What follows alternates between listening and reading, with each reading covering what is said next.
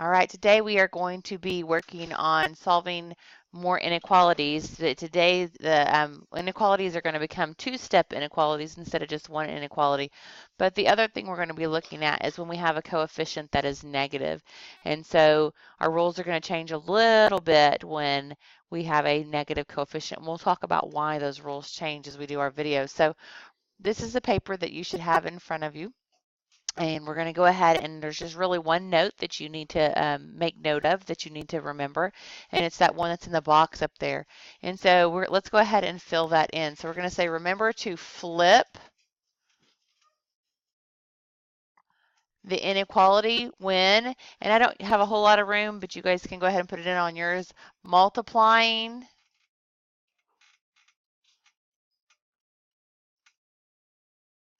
or dividing by a negative, whoops, number. Remember to flip the inequality sign when multiplying or dividing by a negative number.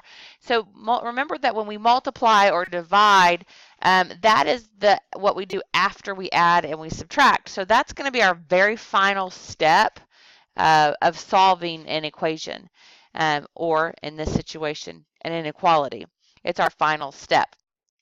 So this is something that you just look at the very end. And we don't want to get this confused to thinking, oh, well, I'm adding or subtracting by a positive or a negative, and that's not the case here. This is just when you're multiplying or dividing.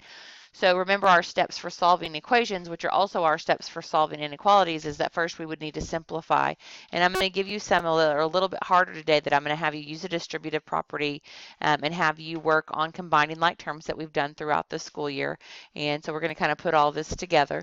And then step 2 is to add or subtract on both sides of the equation, or the inequality in this situation, to isolate the x term. And then our third step is to multiply or divide on both sides in order to solve for x, or in order to find the inequality here for x. And then, of course, the last step would always be to check your work. But those are our steps. So what we're going to do right here is we're going to look at this. And again, we're going to add or subtract. We don't need to combine like terms. We don't need to just use a distributive property. So we're just going to come over here and we're going to add 1 over here in order for us to isolate that x term. And then, of course, in algebra, what I do to one side, I must do to the other. And so when we do that, we end up with 6x is greater than 42. Now, what I want you to pay attention to is that 6, our coefficient there, is it a positive or is it a negative?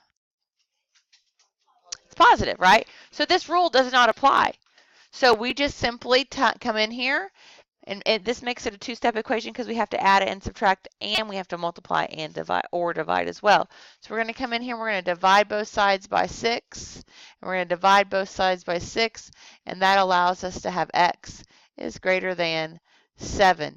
And so that's no different than what we were doing in the previous videos, other than the fact that we're going to have to do a two-step equation instead of just a one-step equation.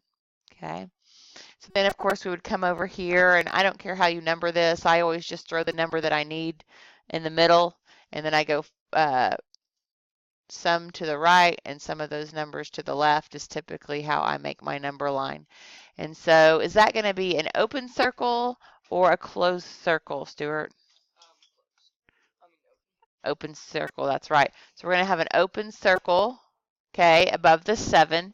And then Jackson Summer right here, is that going to point to the right or to the left? To the right, because why? Because for this to be a true statement, 8 or 9 or 10 are all greater than 7, and those numbers fall to the right of 7 on a number line, so that's why that would be there. Okay, on our next one, we're going to come over and we are going to subtract 6 from both sides, get rid of that constant, subtract 6 from both sides. That leaves us with 8 on the left-hand side is greater than or equal to 2/3 of y, because those 6's will cancel out right there. Okay, now This is a little bit different in a two-step equation in that we look at that and we go, oh, it's 2/3, but 2/3 is just our coefficient, right? And so earlier when we divided by 6, we can divide by 2/3 here, but remember we don't really divide fractions, we multiply by the reciprocal or the multiplicative inverse. That's exactly right. Good job. So the multiplicative inverse, or I'm sorry, the reciprocal here of 2/3 would be what? 3/2. Very good. So we would come and multiply by the reciprocal or the multiplicative inverse, which causes those to cancel. And then what I do to one side, I must also do to the other. So I come over, make that just a multiplying fractions problem. We can cross reduce here and cross reduce here. And so y ends up being greater than or equal to 12. Now, again, pay attention to the fact that the coefficient, which was 2/3, was a positive number. So we didn't need to do anything different than just we would normally do if we were solving an equation. Okay, we have not applied that rule at the top yet. We will soon. Okay, questions so far? Yes. Oh, good catch. Because does it matter here? So the question was, Miss Wright wrote this wrong. Very good catch. This is something that as students will do a lot. Okay, but remember the other day in our video when we were graphing, we talked, and the question was asked, does it matter which side that is on? Well, here's the deal. When we solved this over here on this side, this is where we were left with 12 was on the left-hand side, right? So over here on the left-hand side is where we were left with 12. So technically, let's go back in and erase this. Okay. Technically, when we write this, we end up with 12 on the left-hand side is greater than or equal to, and then y was over here. It was on the right-hand side, so that's what we have. So you can leave it like that, but remember we talked about sometimes when we graph it, we may want to flip it so that the arrow is pointing, okay? So you can do that, or I'm going to change pens really quick. You can flip this and put y on this side, but you would need to flip that inequality to make this continue to be a true statement because we want a number that 12 is going to be greater than, right? We want, so like 11, 12 is greater than 11. But see, if I come over here and I forget to flip it, then that would no longer be true anymore. Okay? So we're going to come up here. We'll put 12 on the number line, 13, 14, whew, that's bad writing, 15, 6, this will be 11, 10, and 9. Okay, so then this is where we would come, put a closed circle this time over the 12. And we said for this to be true, it would have to be like 12 is greater than 11 or 10 or something to the left of it. So that's the way our arrow would point.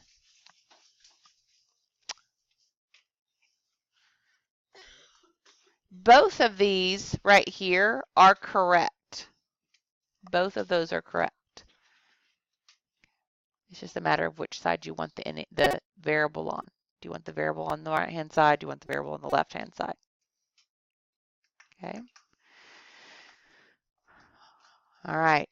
Let's come over here. Our constant here is 2, so we're going to go ahead and take away 2, which leaves us with negative 7x is less than, and then we've got a negative 19 combined with a negative 2. So those two negatives end up being added together, which gives us a negative 21. Okay, this is where our new rule comes in. Because what I want you to pay attention to, if I divide by negative 7, and if I divide by negative 7, if I rewrite this and I forget to flip it, what's a negative 21 divided by a negative 7 going to give me? A positive 3. That's exactly right. Okay, now here's what I want you to think about. It says x is less than 3, so a number right there would have to be 2, right? So if I plug this back in right here for x, negative 7 times, let's just say 2, because it's a number less than 3, right? Would be what? Negative 14. And if I add negative 14 to a positive 2, what does that give me? Gives me a negative 12. Is negative 12 less than negative 19? It's not, is it? But now that's why that rule applies here, that we're going to have to come in and we're going to have to, I'm going to rewrite that x as well. We're going to have to flip that inequality. So instead of x is less than, when you multiply or divide by a negative number, then you have to flip the coefficient. So x is now greater than 3 because we have to remember that. Okay? Sometimes we get in such a hurry and we forget those little things. Okay? Now, let's check our work. So, can anybody tell me a number that's greater than 3? 4. So if I put 4 in here, negative 7 times 4 is negative 28. And if I take negative 28 and I add 2 to it, what does that give me? Negative 26. Is negative 26 less than negative 19? So that makes that true. You see why we have to flip it? Okay, then come over here.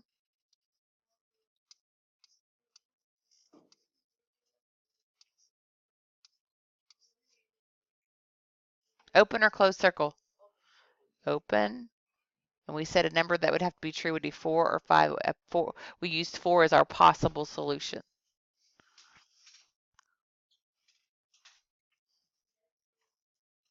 Okay, over here, let's get rid of our constant. So we're going to come over and we're going to add 5. We're going to do that to both sides.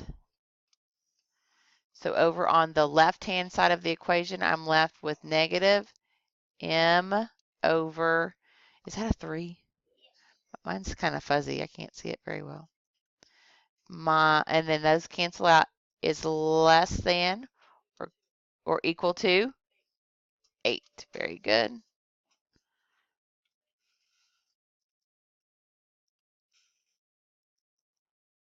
All right. So remember, we want to get rid of everything on the left-hand side except for m. So that means I'm going to come over here and I'm going to multiply. First, I need to multiply by a negative because that's a negative. And 2 negatives make a positive, right? We want to have a positive variable.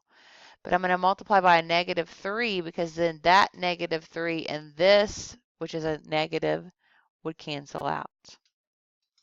So then if I come over here, I'm going to multiply by a negative 3. So on the left-hand side of the equation, I'm left with m. What do we have to do here? Because see, look, what do we multiply by over here? A negative number.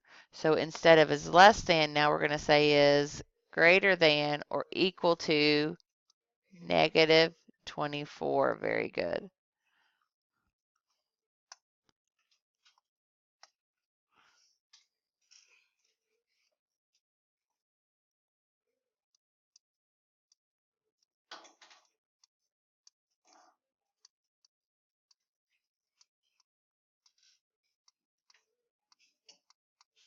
Okay, number your number line.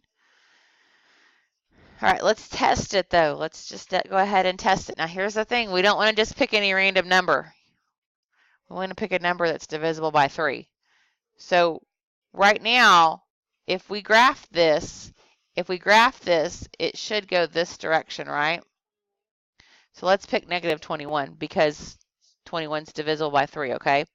So if we come over here and we plug it in right here, we have a negative already. So when we plug in a negative, now what does that make it? So 2 negatives make a positive. So 21 divided by 3 is 7. And then 7 take away 5 is 2. And so 2 is less than or equal to 3. Is that true? Absolutely. That is a true statement, which makes that graph that we graphed correct.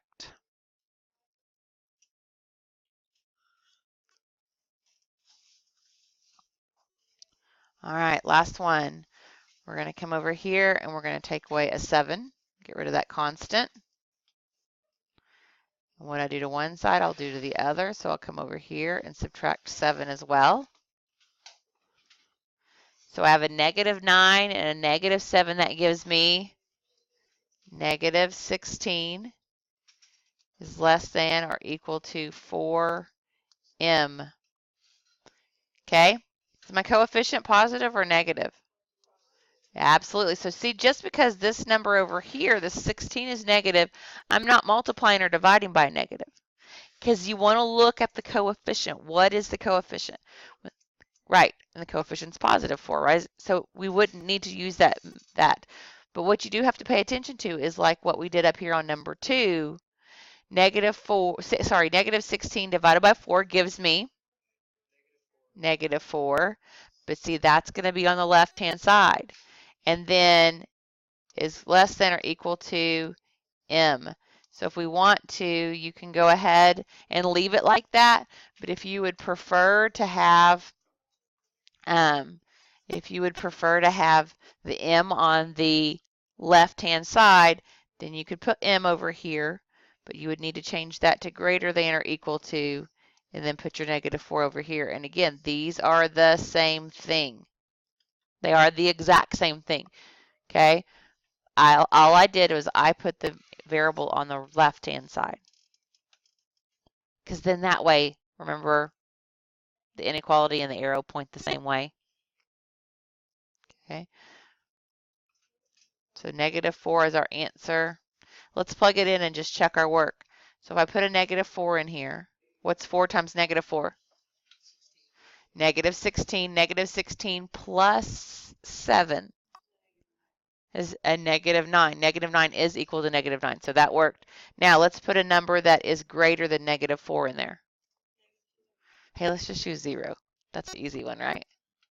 We could use -3, but 0 is always nice. Okay, so I put 0 in here. What's 4 times 0? 0. What's 0 plus 7? Is -9 less than 7? Yes, so it works. So rule of thumb, don't forget that. Use 0 when possible because it's easy to multiply by. Okay.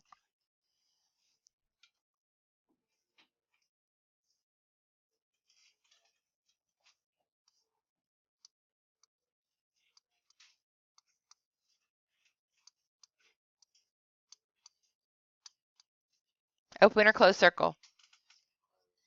Close, pointing right or left? Pointing to the right, that's correct, because 0 would fall over here, which is the number we plugged in that it worked. Okay, that is all for today. Have a great day.